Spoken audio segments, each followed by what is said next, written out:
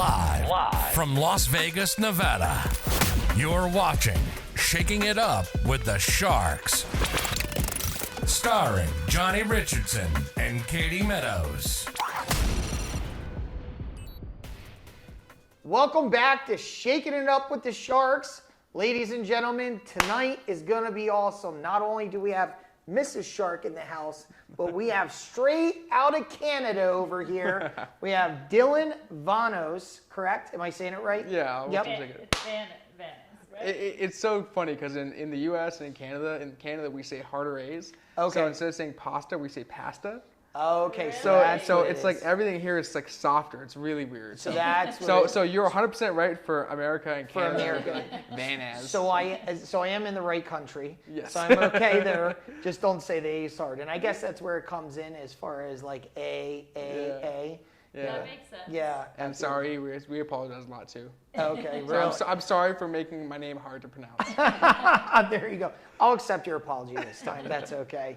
So this gentleman here, Dylan, I had a chance to meet him the other night. Awesome individual, only 27 years old, and he is super ultra successful. And I'm not here to talk about money, driving cars, anything like that. The things he's doing, the people he's helping, supporting, building as far as either they're getting their blue check mark on social media, helping out with JV models, showing people how to make money without front loading a bunch of money. I'm just watched his stuff over the last couple of weeks. It's unbelievable.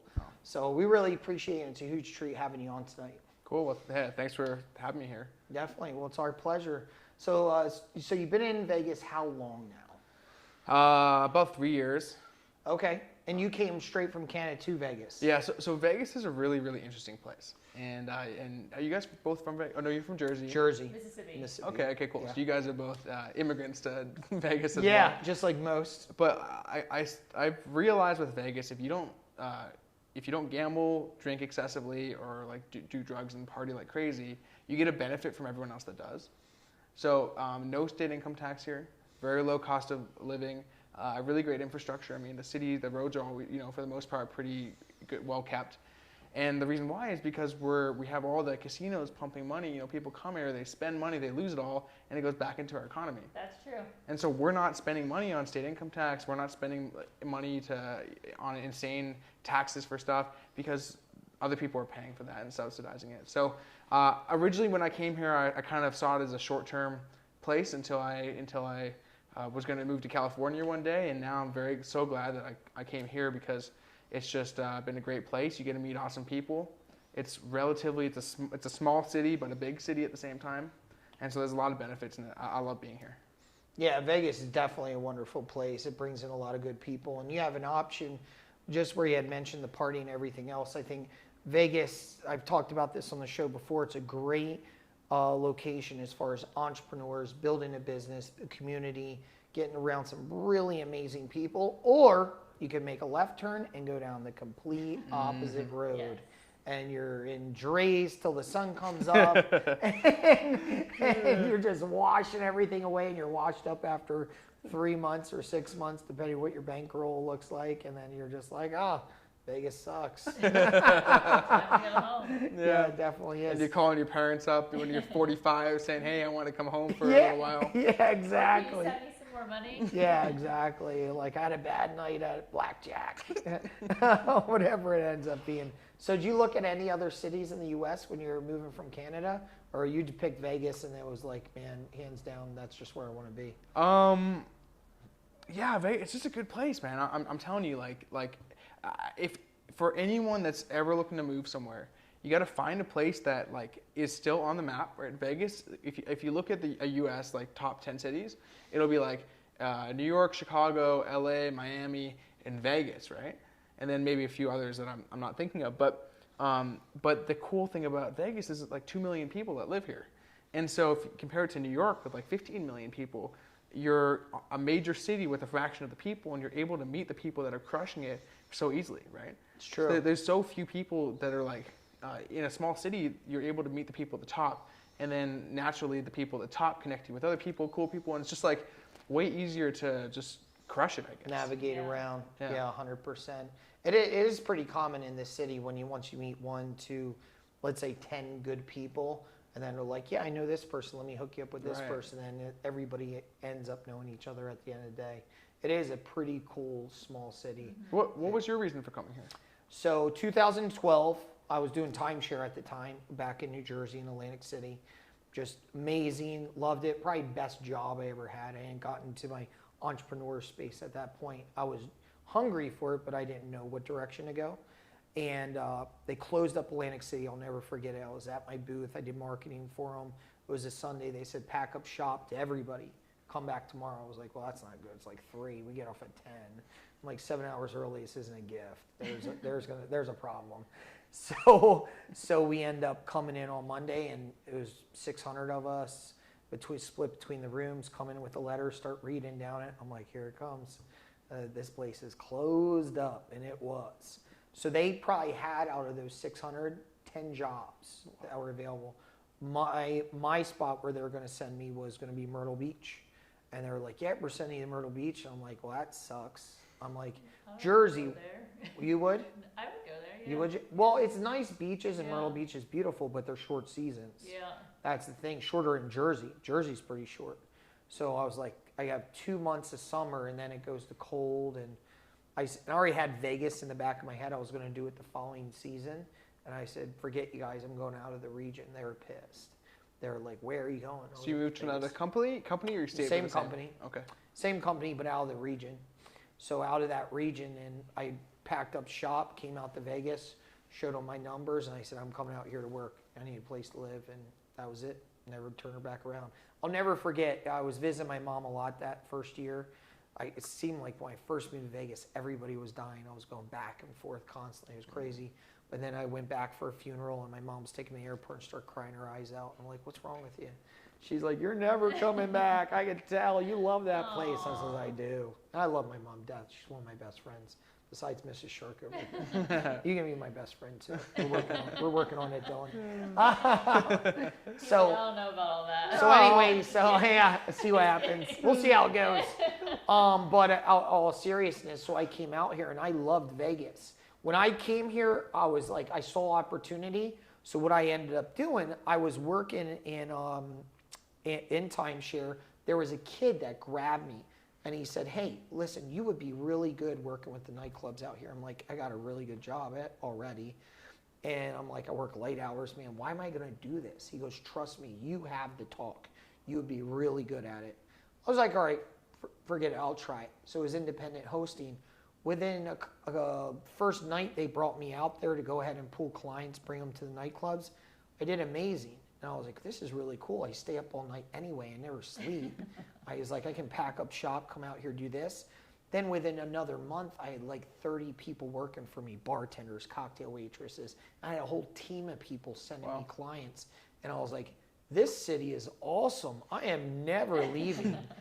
And So you were doing timeshares during the day, and then at night you'd go and you'd host. Yep. Wow. Yeah. So yeah, almost 7 nights a week. I Were ended you up hosting. were you promoting like which club were you working with? Every one of them, because I was independent. Got it. Every single night. Were you doing it during your timeshare, like on the side, kind of like people would come by and you're Oh, it would happen every once in a while. I had a couple times. They were like, I remember what they said to one of my coworkers. They were like, I saw that kid out last night. I saw him in nightclubs, dressed like the Jersey Shore. It's what they said. Really? Dead serious. And I remember it was Bruce. Bruce comes up to me and goes, Johnny, that person saw you out there, and they said you were hustling nightclubs. I'm like, he must have been drunk. They never knew. Yeah, So he you didn't never- want them to know. Yeah, I didn't want them at that time. They figured it out eventually. When I went into the management level with the company, they X'd it out. They said, look, you got to shut this down. This is not a good look. Because you're out there working with clients all throughout the night. You're rolling out of the club late sometimes. And you know what I mean? Who knows? It's just like you're catering to people in the city while they're out having a good time. Sure. You know what I mean? It's just then you got your supervisors coming in early in the morning. You're walking out with the whole group. And they're you like, never slept the whole night or day. you know me, I don't need much sleep. Yeah, so yeah, I just rock and roll. Half the time I go home, take a nap, go to the gym, then take off back to timeshare, do it Yeah. all over again. I loved it. I was so much fun. That was how I built a network in this city. I built a network in this city of people because I was in a city where I knew nobody, And I was like, well, the worst case scenario, I'm going to make a lot of friends out of here at that time. So anyway, so that's what brought me out to Vegas, and that's what the transition looked like out here. So it was pretty fun stuff. It was exciting. It was That's great cool. times. Yeah. Yeah, I think I looked at this place originally and just didn't really see everything I see now. But there's so much benefit too, and I'm a big hiker, and I used to go hike all the time. Do you hike out here in Vegas? I didn't realize there was hikes until I was here for like a year. Really? And someone's like, we have Red Rock, and Red Rock like is one of the most beautiful national parks in the country, probably the nicest one in Nevada. And there's probably more than a dozen trails in there. So I go every weekend now. I go hike Awesome. every Do you go to Mount Sunday. Charleston too? From time to time, yeah. It's just a further drive, so I Yeah. don't go there as often, especially since I moved. Yeah. down south. Which areas do you like to hike at Red Rock? So every week I'll do at least one, and I'll do Turtlehead. Turtlehead's So pretty cool. Turtlehead is basically 5 miles round trip, 2.5 basically straight up, and it takes like 2 or 3 hours round trip, but it's kind of like my hard workout hike. And then on Sundays, if I feel up to it, I'll just go do like a chill hike, like the Calico Tanks or something. Yeah, that's a cool one right there. You go hike sometimes? I used to hike in Red Rock a lot. We haven't forever. I loved the Calico Tanks. That's the one that you go up and then you can eventually see the strip. Is that correct? Yeah. Yep. I used to do that one a lot when I first moved to Vegas. But we haven't made hiking trips for a long time. Now's a perfect time. The weather's perfect. One of my favorite places, it's not right in Red Rock, but around the corner is Zion. Have you been out there? Yeah. Did you do the Narrows? No, I did Angel's Landing. Oh man, that looks scary. Yeah. Dude. It's rough, isn't it? Oh my gosh, you want me to tell you the real story? Yeah. Okay. Yeah, I would love it. So it's basically. Have you done it? I have not Angel's Landing. Okay. no. Okay. Don't. It looks fierce. Like, don't. Yeah. So basically, the first 45 minutes is just switchbacks, like straight up, and it's a good workout, and it's pretty. You can see it. You get close to the cliff a few times, but you don't feel in danger. You get to the top, and there's like 100 people sitting out enjoying somewhat of a view. And then my buddy says to me, I'm like, oh, we reached the top. He said, no, the top's over there. And I look, and there's this hill that's like a 45-degree slant with a janky chain that you hold on We to. saw that. Yeah. And you walk across. And the day I went, it was raining. So it's Really? wet, the chain's wet, everything. And I'm like, okay, but you slip, you die. You're Like, done.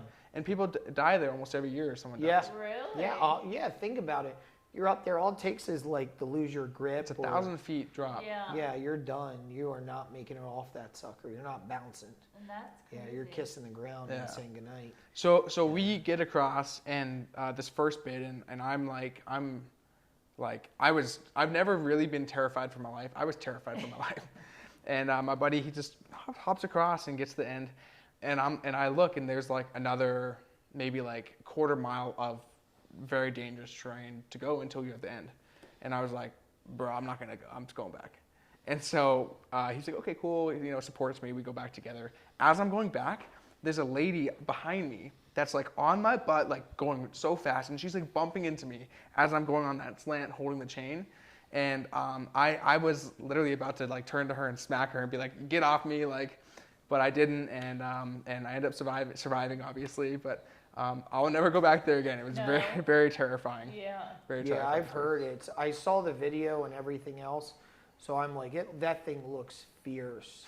And that when I first went to Vegas, I went out there. I did the Narrows, which were gorgeous. I've never been through a more beautiful place. Is that the one where you like put the pants on and you walk through the lake or the river? I mean, it goes far. If you want to do the whole thing all the way up and back, you might camp out at top. But I went 3/4 of the way up and then back down in the same day. It was pretty awesome. Beautiful sights, waterfalls, and all sorts of stuff. So many different features running through there. You're in water, so you don't want to do it during summertime. Like even right now, might be still enough time, but not much longer. Otherwise, you're gonna be freezing your butt off the whole time because you still get wet and everything else. But that's a super cool hike. That's a fun one out there. But besides that, you got a million places around here. Bryce Canyon, for example, that's another cool one. There's a lot of cool places to go hiking, right? Tahoe's not that far, right? Yeah, I've never been out there. Yeah. It's cool to have nature things to do here. So you got Strip, Because when I first came, I was like, my mind was just work, and I think you guys are both similar in the sense like you guys never seem to stop. Yeah. Even now it's 2 a.m. in the morning, right? And we're still working hard. Exactly. But yeah, so it's just like, we're grinding and we're working hard, and so we got to find some ways to blow off steam and enjoy. Yeah, 100%. And so what else do you guys do to blow off steam and Work not out, like definitely spend a lot of time at the gym. And I go up and down. I go through, like right now I'm back on 75 hard, so it's twice a day. So that's where I really get my peace and reset myself. Yeah. Like on my automatic clock, when I'm doing a challenge like this or one of my own challenges, I wake up, like right now was at 3:20. So 3:20, no clock. I'm like boom, ready to go. So hit the gym. No alarm clock. You're waking up at 3:20 a.m. 3:20. Wow. I don't even think he slept last night, Yeah. to be honest. She was making jokes. Because I was like, I told you I was thinking about the event yesterday. I'm like, oh, I got some great ideas. Yeah. And once I get it wrapped up. When you're excited about something, you're just going I was in. And so I was like sitting up, thinking, researching. And I guess I fell asleep like this. And she said every time she looked at me, I was like this, like just sitting like this. And then 3:20 hit, my eyes laying, open. Like flat. He was like laying on his side, but up. I'm like, I don't even think he was sleeping. I think he was concentrating on what he wants to do. Yeah, definitely. But that's, if I'm doing something like that, super clean diet, zero alcohol, working out like crazy, I'm wired. I'm wired 24/7. But besides that, as far as fun goes, like, what was it, a week and a half, we were in Miami. Miami was half fun, half work, then the other half was fun at that point. The problem with me, I shouldn't say it's a problem, an addiction or however you want to phrase it, whatever. I love doing what we do. I love working with people, working in real estate, building something bigger and better. Some people get up and they hate what they do. I love what I do. So it's like I have to be forced to go into a break period. One of my mentors I was with in Arizona, actually, he had a discussion with me. He's like, hey, what's going on in life and this and that? He's like, Johnny, he's like, you got to like stop sometimes. He's like, what do you do if you got nothing going on Saturday? You turn on TV. I'm like, Steve, have you been in my place? Is there any We TV don't have in a here? TV. I'm like, we have no TV in here. I said, we don't need a TV. Right. I'm like, I come home and I'm ready to bust it 24/7. And like him, he's a workhorse, even amazing guy, Steve D. And he's like, you gotta just tone it down a little bit every once in a while. I'm like, why? What's the point? I'm like, I like doing what I do. I have fun doing what I do. Definitely 100%, because I don't see it work at the end of the day. So besides that, we'll travel like we did Miami. Before that, we were in Cancun, Yeah, we did Jersey. Turks and Caicos. So we'll get away. That's when we have our fun. So I'd say every quarter pretty much is pretty close to. And then get away and travel, have a good time while we're away. But here in Vegas, it's work time. Yeah. I mean, we it's don't work. have a lot of downtime. There's so much that you can do and have the ability to grow and everything else. There's times to where I'm off goofing off, like I shouldn't even say goofing off, where I go to like a birthday party or whatever, and it's in the back of my head. Well, I could be doing this. Right. I could get this done. You know what I mean? But at the same time, you have to keep your eyes open, because even in those events, sometimes you meet the golden nugget. Maybe you help somebody, you help them get Like to for another example, level. we wouldn't have really connected, and like we met before, we've been in the same circles, but we wouldn't have really connected had we not both gone on. That was like a Sunday or a Thursday night or something. When Jeremy invited everybody. Yeah, and so it's like a Thursday night, like we're going out to someone's house and we're connecting and meeting cool people. Yeah, 100%. But if it's a high value person inviting you, you know it's probably going to be worthwhile. At least, either have fun or meet some cool people. Yeah, it's not somebody that busses tables at Friendly's. Yeah, no offense. No offense, but you know what I mean. Yeah, no offense. That's what you're doing, but out of all seriousness, you eye up who's inviting you to the place. So I used to work in restaurants. Do you guys Fast food. Do you guys work in restaurants before? I worked in a restaurant. They pretty much fired me very Yeah. short period, very short lived. I was horrible, the worst. I cocktailed at Bellagio for like 16 years. Yeah. Kind of Oh, the wow. Same thing. Yeah. Yeah, so I worked in restaurants for like 4 years, from when I was like 17 all the way to 21. Was it like fast food or like? It was like casual fine dining is like the term that they use, and I actually worked in a Thai restaurant for a period of time. I was like the white boy working with a bunch of Asians, and I grew to love Thai food. But anyway, so you learn to work really hard in restaurants because you're working in some cases like a 10-hour shift. Yeah. And I was busting my butt. And I was a busboy, but I was a busboy that worked so hard that patrons would tip me. They'd see me in the bathroom. I'd be like wiping things down, and like they would come and they'd hand me like a $20 or $50 or $100 bill because they admired the work, and I was like sweating and whatever. But you get a really good work ethic, and when I'm older and have kids, they're gonna get their first job in a restaurant because it's like good character building. Yeah. But I was going to college at the time, and I was studying business, and I was on a soccer scholarship. I was playing college soccer, and I had this mentor of mine come to me, and he said, "Hey, Dylan, I have this business where you're gonna laugh. You probably won't even believe what I'm about to say." He says, "Dylan, I have a business where we sell flying squirrels, real live squirrels? flying squirrels. The actual name for them is called a sugar glider." And they're these marsupials from Australia that have webbing from their arms to their legs, and they glide. Yeah. And he said, "We've sold tens of millions of dollars of them in the U.S., but we're looking to launch into Canada. Do you want to lead the charge?" And I said, "Well, I want to be an entrepreneur." He said, "Yeah, great. Well, I don't want to control you. I actually want to just sell you the stuff, and you can go build the business yourself." So my first ever business when I was 21 was selling real live flying squirrels as pets in Canada. And I Were you holding inventory? yes. So Really? So- Jeez. So I ended up dropping out of college going to my fourth year, giving up my soccer team that I was on in college, and giving up like the restaurant jobs and all that stuff. And I took out like 30 grand in credit cards, and I bought $30,000 worth of flying squirrels at wholesale rates and food and all that stuff from him. And I went to, the way it was sold was through state fairs and festivals and like home shows and garden shows and stuff like that. And so we went to one, and I ended up selling out in my first event. Really? And yeah, and so the way we Did you double your profits, or what that look like? So a lot of my initial investment was like in like marketing and like costumes, and I had to buy a car and some other stuff. But my second event, let's say I spent 10K my first event, and I made 15 back. I put the 15K into inventory or 20K, whatever, and I ended up making 40K in my second show. Wow. So I made $20,000 profit as a 21-year-old in one weekend of selling flying squirrels. And so I started learning about business really quick.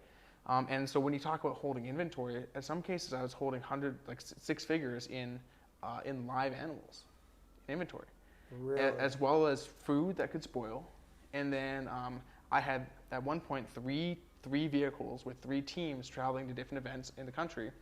And in some cases, a vehicle would roll off the road because we're driving in the snow in Canada, and they wouldn't be lose all insured your properly. I squirrels? lose everything. Oh my goodness. We never, thankfully, lost any animals, any of the squirrels. They were always. I made sure we took really, really, really good care of them, but we never lost any because of car accidents or anything like that. But about a year and a half into it, I'd made 7 figures, and my dad said to me, by the way, as I was dropping out of college, I said, "Dad, give me a year. If I'm not successful in a year or financially free," I think was the term I used, "I'll go back to school." Because my dad's a dentist, his dad was a dentist, so naturally they wanted me to be a dentist, and I'm the furthest thing from that. So a year and a half into it, I made 7 figures in sales, and I turned to my mentor and I basically casually gave him the middle finger. And I said, "Screw you! I don't need you anymore. I think I'm a god, and anything I touch turns to gold." So I dropped that business completely, and I started basically tried to go and start a whole bunch of businesses in a matter of about six to 8 months. Each one of them failed. I even invested additional 50 grand on credit card debt into a crappy investment that ended up losing everything. After making several hundred grand profit in about a year as a 22-year-old, I lost everything in an additional 50 grand in debt. And I didn't want to admit it, but to my family or friends or anyone, so I called my mom up when this happened, and I was at the peak. I said, "Hey, Mom, can I come visit for a week?" Because I didn't want to admit I'd lost everything. I had nowhere to go. And I'm going to come, stay at home. And so I went home without her knowing. I took everything I could find from my childhood that was worth more than $20 and sold it on Craigslist and OfferUp and stuff like that. And I had saved up enough money to pay off my immediate debt, and I got a sales job, right? Being good in restaurants, working hard, selling squirrels, I knew that I could sell. And so this company took me in over a holiday season. You know those people in the malls that here at fashion show they do all the time. They stop you and try to sell you stuff like the lotions. And they're usually Israelis, and so it was actually a group of Israelis that hired me, and I went and worked with them, and I learned a little bit of Hebrew and learned really good ways to sell. And so I ended up. What were you selling? Various things, but my core product was it's called a TENS machine. It's like the muscle stim. And so they call it a massager. Like the electro. Yeah, exactly. And so you put it on on your back, and it'll help the muscles. Yeah. We also sold the click heat pads. You click them, and they warm up instantly.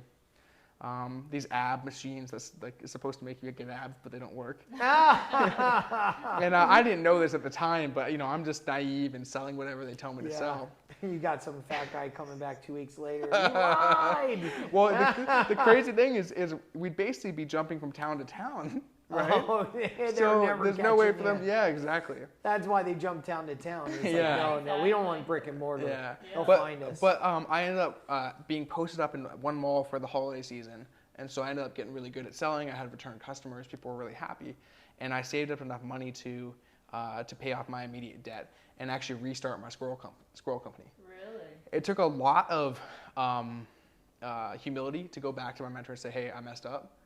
A year and a half ago, 2 years ago, I now have nothing. Will you let me come do this? How was he when you came back? He very graciously welcomed me back, but put very firm stipulations. And fair enough, he's a great businessman. I have a lot of respect for him. And yeah, so he welcomed me back. I did that for about a year, saved up enough cash. I think I saved up enough cash to basically, I realized it wasn't for me long term. I was in a different city every week. I was traveling. I had salespeople, and I had no life. And so then that's when I made the decision. I had to find something where I could have time freedom. And so I started watching the YouTube videos and kind of eyeballing the courses and trying to figure out something that would work for me. So like drop shipping, Amazon FBA, automation. I tried all these different methods to get rich. And what I realized is I was chasing money. Yeah. And trying to get rich quick, right? I wanted to have a Lamborghini and all these online gurus had. And it wasn't until I decided to shift my perspective from chasing money to creating value when money came to me. And so I ended up starting my marketing agency where I was actually helping real estate agents get clients. That was how I first started. I was working with real estate agents, home builders, apartment communities, and just basically doing lead gen, website development, SEO, stuff like that. But when you're growing a business, I'm sure you guys understand this, you got to get clients, but you got to make your current clients happy, right? So you got to find this balance of you going out and trying to prospect and find people who want to sell a home, but then you have your current listings. It's you want to make your current clients make sure they're satisfied. And I call it the growth fulfillment paradox, where you're trying to grow and you're trying to fulfill at the same time, and it's really hard to manage both. And so in my business, I realized that was a massive problem and that I had to find a better way. And so then that's when I created my company called Agency Box. And so Agency Box is my company right now. I also have my own agency as well. But what Agency Box does is we're a fulfillment platform for other agencies. So other agencies, rather than have to grow and fulfill, they just get the clients and they pass all the fulfillment off to us. And so what it does is it allows them to have true passive income, where they get a client one time, we do all the work, and they just get to grow their business. And I love what I do now because we created the world's best product. Our refund rate, chargeback rate is virtually non-existent. We have What is the exact product? So it's a software platform where agencies can manage their business and place orders. So let's say you're an agency, a new agency maybe, and you're a real estate agent, right? You want to have a new website made. So she comes to you and says, hey, I noticed you're in the market for a website. I can provide that for you. Here's my price sheet. You select which website you want. She doesn't know how to build a website. So instead, she comes to me, Agency Box, and says, Agency Box, my client wants a website. Here's what his budget is. We say, okay, cool, we'll build it for him. We contact you and say, hey, we're her, we'll present ourselves as her, and you think it's her doing the work or her team doing the work, when in reality it's us. Okay? So that's the idea of white labeling. We actually, Yeah, that's what I was about to say. you've heard of outsourcing? Uh-huh. So we've coined this term insourcing. Okay. So rather than having to find some person out there to do the work and hope that it's good quality, we're your in-source partner where we're actually we're reliable. We give you case studies and examples. We help you throughout the whole process. And so rather than having to outsource, you get to in-source us. Now, as far as where do you draw the line? Like, what can you help with exactly? Yeah. You mentioned like websites. Like how far does it go? So we have a couple different access levels. So we have like our base, which is like websites, SEO, digital ads like Facebook, Google. We'll do like get logos, graphic design, and I think there's maybe one or two I'm forgetting off the top of my head. That's like our base level. Then we have a premium access level where people can buy. This is where we talked about like Instagram verification or Facebook verification, the blue check marks, or maybe their client wants to be featured in Forbes. Our premium access level, they can get Forbes and Entrepreneur and all these high tier press services, podcast features. We get people featured in podcasts through one of our services, and some other high ticket stuff. And so the idea is if you're like someone new trying to get started, you can do like the base level access level, and you can get started like how I did. But now my clients, we have like a 10K minimum, and so I teach people through our premium. That's access 10K level. per month, or Yeah, so an initial upfront 10K or 10K per month, just depends if you're doing, because sometimes things are like a one-off, yeah. So we work on like a higher ticket stuff, and so I have clients paying me. Some clients pay me 50, 75 grand a month for services, and so the great thing about that is I'm helping people who have their mind stuck on like trying to slang $1,000 SEO packages, shifting into selling a $25,000 PR package. It's a lot more rewarding when you work with high-end clients and great people like you guys, rather than just like some local business who's just scraping by. Gotcha. Yeah. Yeah, big difference. So a lot of people you work with, they'll go ahead and they'll bring it to you, and they might not run a website company or whatever it might be. And they have a great contact or a great community, and they have people constantly coming to them, asking them for stuff, and they're like, yes, I have a company, and they just bring it over to you and pass the ball at that Yeah, point. exactly. Like imagine in real estate, if you could just you could just find a buyer and a seller, and then someone else does all the rest of the work. I mean, that's essentially what a brokerage is, right? Like, Yeah, you're bringing 100%. leads. Yeah, definitely. But it's way more fun to just just do like one aspect of it and not have to worry about everything else. And then whoever brought them over, you just cut them a check. It's like, hey, and this is what you talked about in your video. I was watching Instagram. I'm like, if you can go ahead and you can help a business succeed and not front load any money, this is the exact part you're talking about, correct? Mm-hmm. And I believe you had talked about even I noticed a Chinese food restaurant. Take a Chinese food restaurant, for example, that has like paper mat, zero marketing, correct? Yep. And then you have people that look for those kind of businesses that have no model or marketing or anything else. And they're like, hey, I can help your business win. I can help you get successful. Are you interested? Great. I'm going to bring you into my marketing company. And So here's the specific analogy that's I think really crucial. Is COVID proved to the world that being online is no longer a luxury but a necessity. Yeah. Yeah. And so there's three types of businesses. There's online only, think like Amazon. There's a blend of online, offline. So like Walmart, for example, they have stores and they have an online presence. And then there's and real estate agents would also be online, offline, right? And then offline only, like the Chinese restaurant. And so all of a sudden there's these businesses that have been offline only for decades, and they're realizing they have to push online. And so it's opened up this wave of opportunity like nothing else we've ever seen before, where you could literally do everything wrong, and it's like riding a surfboard. If the wave's big enough, you'll still get to shore. gotcha. And so that's what we're seeing right now. Same with real estate. Yeah. Real estate's booming right now. I mean, you can Yeah. be I know you guys are great at what you do, but there's agents that aren't great that are still making money. Yeah. And, yeah, it's hard to Yeah. judge right now in the current market conditions because it's just like, you go out there and you have a half a brain and say the right things, you're going to sell a house. Yeah. You are. That's why I just have no patience. I'm like, somebody has that tough a time. I'm like, listen, something's wrong here. Yeah, something, I don't know, you got bad breath or something. Let's take it back. from the beginning. Just put deodorant on today, whatever it might be. You know, Right. I think it's interesting. We're seeing such crazy amounts of inflation right now. Oh yeah. I'm sure you guys see Across it the in the market. board, Yeah. everything, every month. Like I was at a Mexican restaurant earlier today, and there was like a regular customer that came in, and the person behind the counter said they ordered my regular, and she's like, just want to let you know the price went up. Like how often have you seen like Mexican restaurants raising Yeah. their prices Yeah, like that? exactly. Like, listen, these pinto beans aren't cheap, pal. I don't know what Not to tell. anymore. Those burritos. There's a shortage of them. You know? We got a Javier in back. He's like, man, we had to pay him more. With rice Yeah. has gone up. What do you think this is? Yeah. Jeez, that's crazy. That is. There's people. I don't know. I don't work in a restaurant. I did for a short period. They pretty much kicked me out. But who knows? Who knows? And maybe they are paying more. It's crazy. I can tell you, as far as houses, cost of steel, lumber, the list goes on. That's like through the roof. Yeah. And like microchips, which I don't understand. They're saying That there's a too. shortage Car of business. Oh, car business is crazy. Yeah. Anything coming over from China, they're Yeah. getting hosed right now. Yeah. Because you can't get the microchips. We went out and looked at one of the BMW i8s. This was like 6 months ago. And then they were like, yeah, we stopped production. They were like, we're going to redesign it. But then doing further research, I'm like, oh, this is bullcrap. They don't want to redesign it. They have to figure something out Yeah. because these cars are pretty much mostly computers. It's 3-cylinder engine.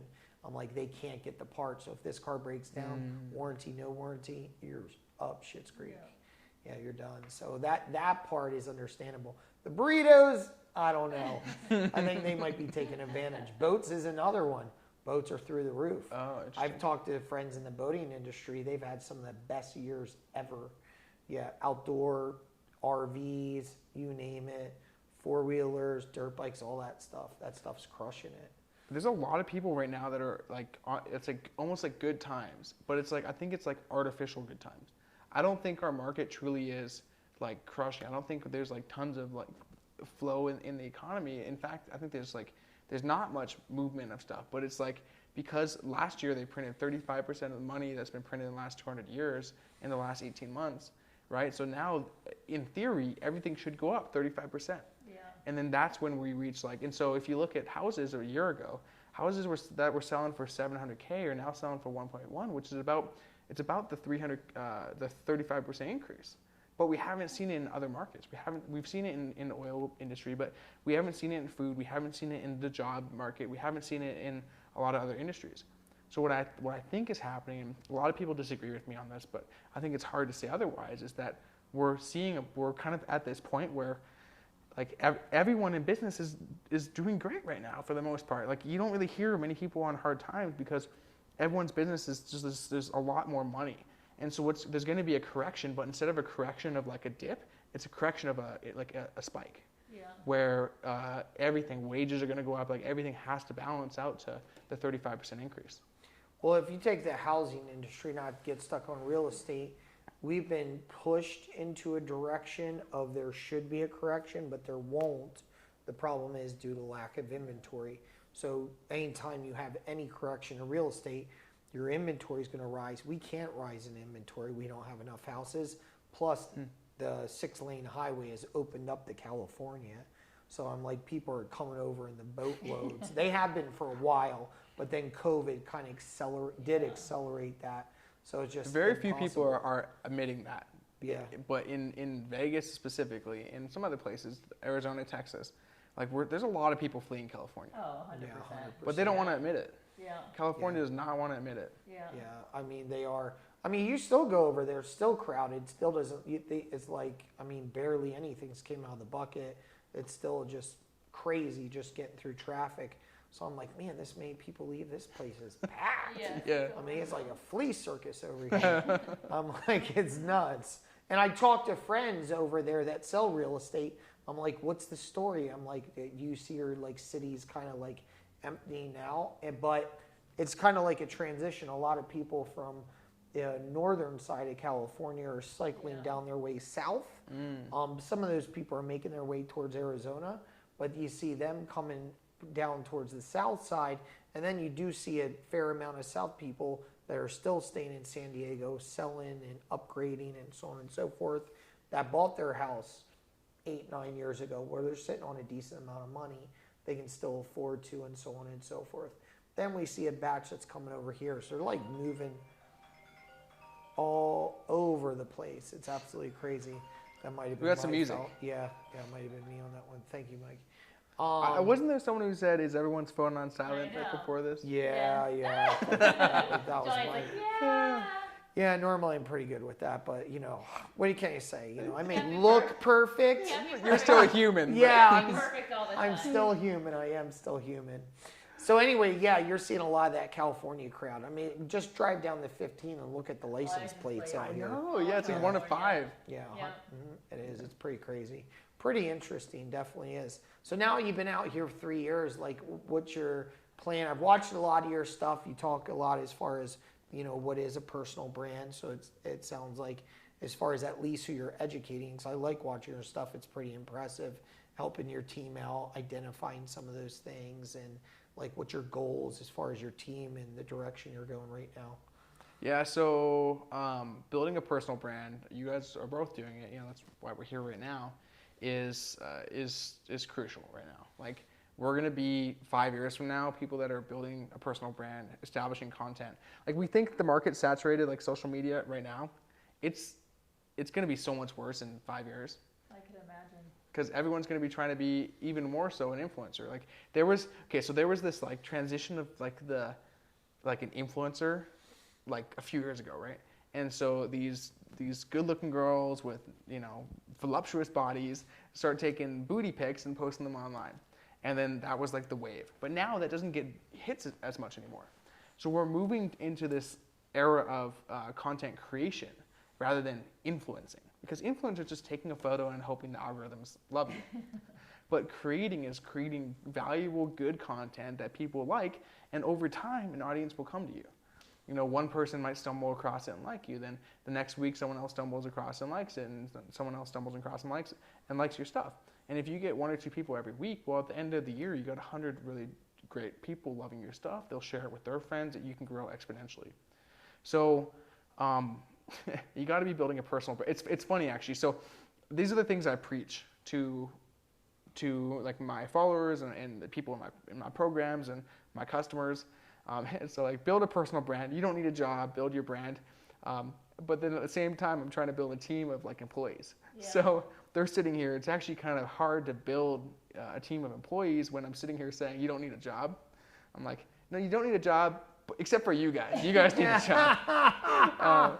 That's funny. But it's really cool because what we've seen at my company is half my team have their own agencies. And they run it through our company agency box.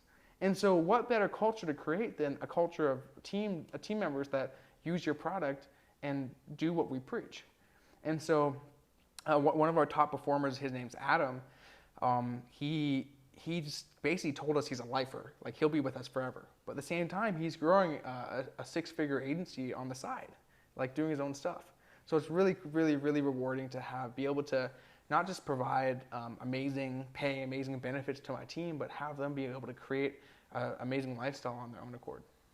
That's awesome. Good for you. Got a lot going on. That's funny. It's interesting. You're like, listen, guys, be an entrepreneur, except for you guys. Yeah. You guys have no shot. I would leave like, what is wrong with this guy? You I'm gotta- getting 2 messages here. Like, what is up? Going home talking to Katie, and I'm like, this guy's messed up, man. That's awesome.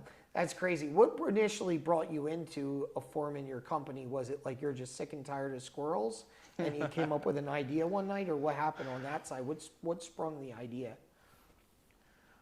I don't know. I can't pinpoint. I wish I could, like, the specific That like instance. fire night and But just- there's one thing that we all have, and a lot of people, and probably people that would watch this content and follow us online, they have this like inner drive to do something, and I think like I can take credit for a lot of the successes I have in life. Like I've had many sleepless nights. I slept on air mattress for a year and a half. I slept on the floor of when I was doing that sales job. The first night there, I slept on the floor and I rolled over and there was a used condom next to my head. Like I've slept in roach infested place. Like I've lived through a lot of crap to get to where I am, And people don't see that, right? People don't see the grind, and I didn't want to share that during the time because it makes me look like a failure.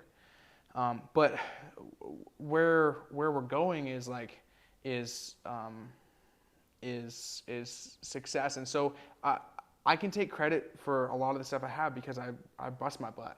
The one thing I can't take credit for is that just like desire to be more and do more that it lives within me. I know you guys both have it. And it's like, I don't know where that came from. I'd love to know so we could teach it, but a lot of people just don't have it. And I don't know. I mean, maybe you have the answer to that. Well, I think it's a combination of things. It's really simple. It's all your surroundings at the end of the day. I don't think anybody's born with the gene. Has to be somebody or some message that just like kind of comes across somebody as their upbringing at the end of the day. So here's an interesting one. Thought about this, and I was like, I ought to share this story. So my father, for example, he really wasn't around that much. Here and there, he'd do stuff when we were little. As we got older, he just was kind of like drinking and stuff like that. But the one thing he did do was he always taught me really strong work ethic. He's like, you want to get the job done?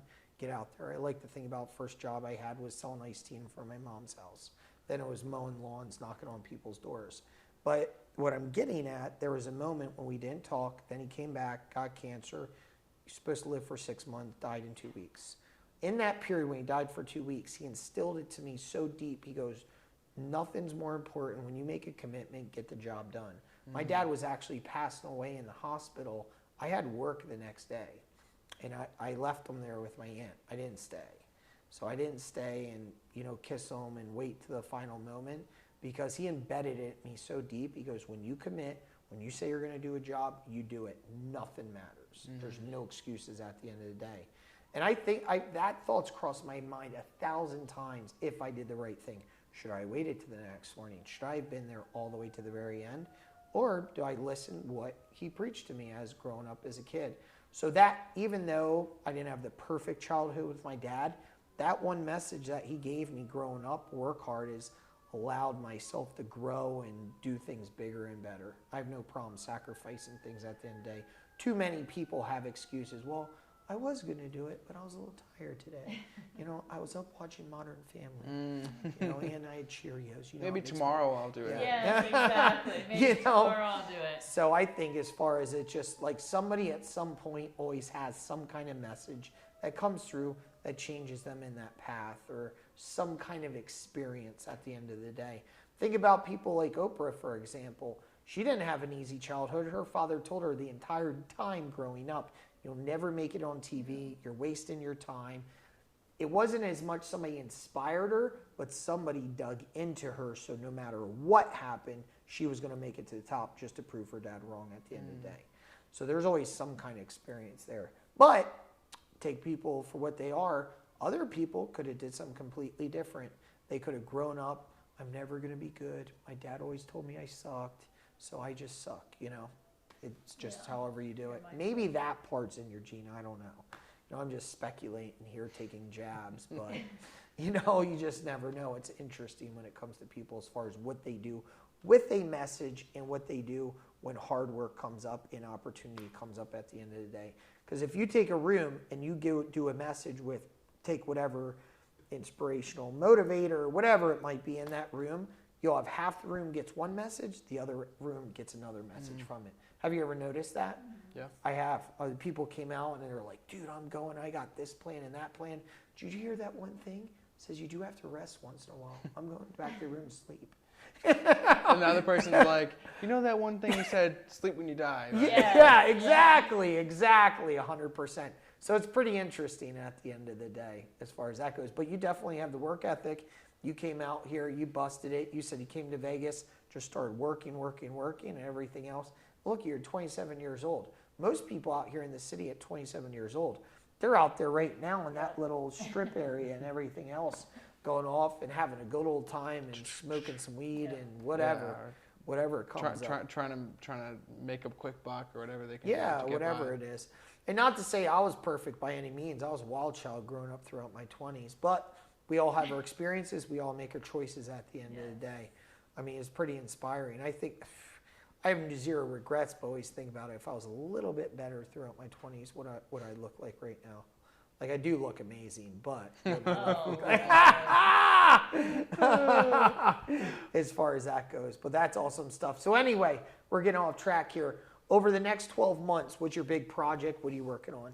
So Agency Box is becoming a software company. Okay. That's always been our focus, and so we're building out true amazing software tools, and we got our development teams working really hard behind the scenes, and the goal, I guess I can say it, is we're going to be raising capital and turning it into a true tech company. So that's my focus over the next 12 months. Is hopefully we can be sitting here this time next year, and I can have a multi-9-figure tech company. Awesome. Good for you. Yeah. Congratulations. What inspired you to do that part of the company? Watching a couple friends of mine grow a company to over $4 billion in 18 months. Really? Yeah. Now, let me ask you a serious question.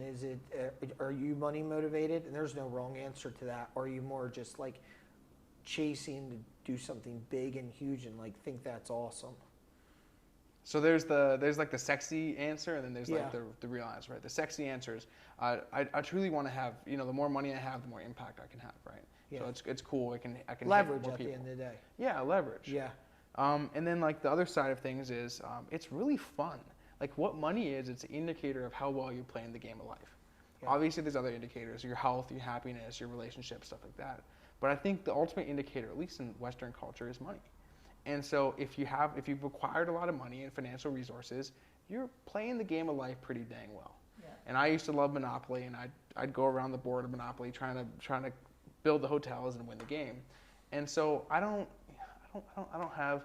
I live well below my means. I live very frugally for the lifestyle I could live, but so that's not what it's about for me. It's not about having all the fancy cars and the fancy homes. For me, it's just about building stuff and having fun with it.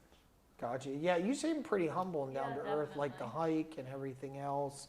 It's not about that stuff, which is super awesome and relieving to be friends with somebody and hopefully do some form of business in the future. That's just not all about that, making that buck. We all like to make money, and like you said, sure. we need money to survive and everything else. And I like nice things, but what I like more is doing business with good people and being friends with good people where their heart's in the right place. And just what wakes us up every day isn't the money at the end of the day so much, it's the challenge, getting out there, conquering something, doing something bigger and better. So congratulations. I'm looking forward to seeing that this year. Oh, thank you. I appreciate it. That's awesome. So that's good stuff. So before we leave off, one of the major things that I heard as far as if you give us a little bit of feedback about, which I think a lot of people get super excited, we've talked about a couple times, is getting people verified on Instagram. What's Sure. that look like? Yeah. Such a great question. Yeah. So there's, how much do I want to share? How much do you want me to share? Do you want me What to you're pull back the comfortable curtain? with. Yeah. If you pull back There's- curtain, I there's- think that's awesome. There's nothing for me to hide. Okay. Yeah. There's nothing for me to hide. So I'll pull back the curtain. I'll share everything I can. So verification has, over the last 24 months, it's gone from basically being something where you could pay someone at Facebook, an employee, $1,000 to $2,000. They flip a switch and you're verified. 24 months ago, to now where people are paying. I had someone pay $40,000 recently for verification. Crazy. And so, and for a blue check mark on social media, I mean, like you're paying for a badge in the digital world, but it's because it's what it means and what it shows. So, in order to be verified, you need to meet two criteria. One, you need to be basically a notable figure in the eyes of social media platforms, and then two, you have to showcase that online. So a good example is, like, I have some friends who are professional athletes. One of them, for example, he's got 3,000 followers. He's like a not low level, but like a semi-pro soccer player, and he's verified because he's a professional athlete.